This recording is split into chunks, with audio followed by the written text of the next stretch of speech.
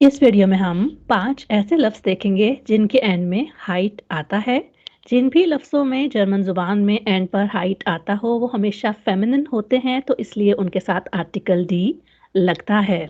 पहला है D schönheit, कहते हैं खूबसूरती को।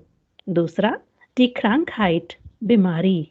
क्रांक से आपको याद होगा, इसी तरह schön खूबसूरत को कहते थे। तो ये देखें, इनके साथ लग के हाइट लगा लगा के मतलब थोड़ा सा बदल जाता है, लेकिन मेन मतलब जो उसका बेसिक आपने याद किया था वैसा ही तकरीबन होता है।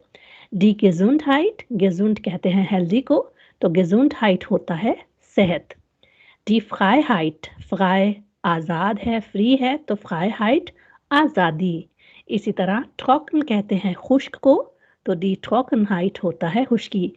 क्या आपको भी कोई ऐसे लफ्ज़ आते हैं जिनके एंड में हाइट आता है, तो हमारे साथ शेयर करें और उनके मतलब भी। शुक्रिया।